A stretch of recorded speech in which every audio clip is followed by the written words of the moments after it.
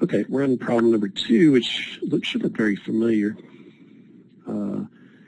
if you've taken the test already, because I kind of based it on this problem. So it's pretty simple. So you have this pipeline, 13 kilometers long, and it's subjected to a temperature change from negative 73 degrees C to plus 35 degrees C. How much does a steel pipeline expand to due to the temperature difference? So again, what we have, the relationship we have is that the change in length divided by the original length is equal to this coefficient of thermolinear expansion times delta T. Again, it can be either C or Kelvin. So you have to find out what alpha for steel is. So if we go to page 552 in our book again, we just used it, and we look at steel, it says 1.2 times 10 to the minus 5.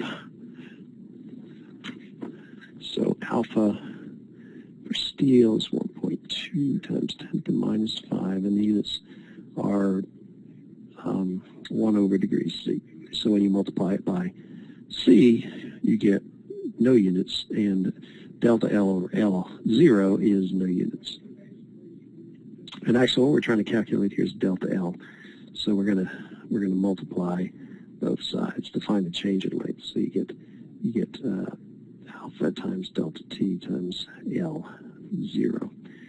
So pretty simple. Plug in the numbers. Alpha 1.2 times 10 to the minus 5, 1 over degrees C times delta T, which is going to be equal to 35 degrees C minus a negative 73 degrees C. And then you multiply by the initial length, which is 1,300 times 10 to the third, because it's kilometers, 10 to the third meters. So 1,300 kilometers is 1,300 times 10 to the minus 4 meters. And plug that in. So it's 1.2 e to the minus 5 times 35 minus a minus, I add 73, times 1,300 e to the third power, and I get 1,680 meters.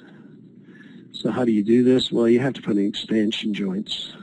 You wouldn't want to put them all in one location. You'd have expansion joints every so many meters or so many kilometers. If you put one every kilometer, you'd have to have an expansion joint of about a meter.